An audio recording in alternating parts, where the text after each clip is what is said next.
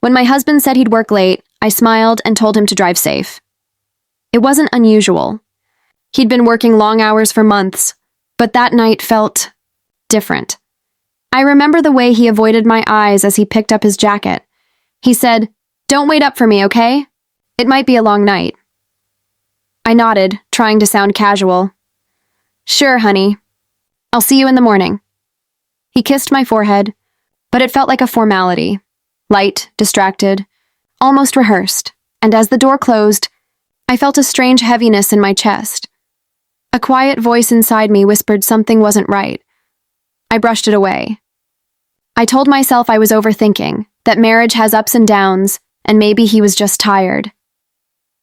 But as the hours passed, my thoughts began to spiral. 10 o'clock, 11, midnight. No call. No message. I tried to sleep, but I couldn't. I lay there in the dark, staring at the ceiling, replaying every conversation we'd had that week. He'd been distant, cold. He'd started taking his phone everywhere, even to the bathroom. He'd stopped laughing at the little things, and the way he said "I love you" had changed. It sounded like something he was supposed to say, not something he felt. That's when I picked up my phone and opened the family GPS tracker, the one we both had for safety. It wasn't something I checked often, but that night, my fingers moved on their own. When the map loaded, I froze. His car wasn't near his office. It was across town, parked outside a small apartment complex. For a moment, I couldn't breathe. I thought maybe it was a glitch. Maybe he was helping a coworker. Maybe he was lost, maybe anything but what my heart already knew. I stared at the little blue dot on the map, and my whole body went cold. That's when I almost passed out.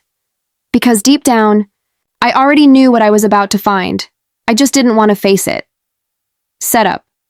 To understand why it hurts so much, I need to tell you what our life used to be like. My name is Anna. I'm 43 years old. My husband, Michael, and I had been married for almost 18 years. We met when I was 24, young, hopeful, and a little shy. He was charming, funny, the kind of man who could light up a room. When we first met, he made me laugh so easily. He'd say, "I'm going to marry you one day," even when we'd only been dating for a few weeks. I used to roll my eyes and laugh, but a small part of me believed him, and he did. 2 years later, we got married in a small garden behind my parents' house. It was simple, but perfect. We didn't have much, but we had each other. We built everything together. A home, a life, a routine. Sunday mornings meant pancakes. Fridays were movie nights. We had inside jokes, little rituals, and a kind of quiet comfort that made me feel safe. He wasn't just my husband. He was my best friend. We had 2 children, Emma and Lucas. Emma is 16 now, thoughtful and kind. Lucas is 12, full of energy and questions about everything. Our house was always a little messy, but filled with laughter. Michael was a devoted father. He'd read bedtime stories, help with homework, and never missed a school event. At least, that's how it used to be. Then about a year ago, things started to change. At first, it was subtle. He'd come home later and say work was stressful.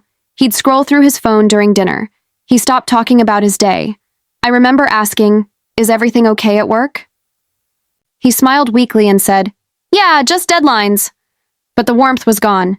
He wasn't mean or cruel, just absent, like his body was here, but his mind was somewhere else. I tried to reach out. I planned date nights. I left little notes in his lunchbox like I used to, but he didn't seem to notice. He was always tired, always distracted. I blamed myself. Maybe I wasn't interesting anymore. Maybe I'd gotten too comfortable, too predictable. Maybe love fades, and this was just how marriage becomes after so many years. But in my heart, I missed him. I missed the man who used to pull me close in the kitchen and dance to old songs while the coffee brewed. I missed how he used to call me his sunshine. Now, we were like 2 strangers sharing the same roof. Still, I held on. I told myself it's just a phase. We'll get through it, because that's what you do when you've built a life with someone. You fight for it. But that night, when I saw his GPS location sitting still outside another woman's apartment, all the air left my body. It took me a long time to move. I sat on the bed, staring at the map, my phone trembling in my hand. A part of me wanted to ignore it, to close the app, go back to bed and pretend I never saw it. But another part, the one that had been quietly breaking for months, whispered, "You deserve to know." So I got dressed. It was raining softly, and the roads glistened under the streetlights. I remember gripping the steering wheel so tightly my knuckles turned white. Every mile felt heavier than the last. When I reached the building, I parked a few spaces away and turned off the engine. His car was right there. I recognized the license plate, the small dent near the bumper, the same car he'd driven for years. The apartment building was quiet, only a few lights on. I sat there in silence, heart pounding, staring at his car. Then, after what felt like forever, I saw him. He came out of the building holding an umbrella, and beside him was a woman, young, pretty, laughing. He opened the car door for her. She smiled up at him, and he tucked a strand of hair behind her ear, the way he used to do with me. That tiny gesture, it shattered me. I didn't get out of the car.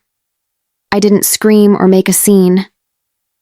I just sat there, watching the man I thought I knew, realizing in that moment that the life I'd been holding on to had already slipped away. The rain blurred the windshield, but it couldn't hide the truth. He wasn't mine anymore. Maybe he hadn't been for a long time. Soft pause, rain fades to silence. That night, I drove back home without saying a word to anyone. I crawled into bed, still in my coat, and stared at the ceiling until the sun came up. When the kids woke up, I smiled and made breakfast like nothing had happened, because I didn't know what else to do. My whole world had changed, and yet everything looked the same. The same kitchen, the same photos on the wall, the same quiet hum of the morning. But I was different now. That was the night I stopped being naive. That was the night I realized that love can fade quietly, without warning, without goodbye.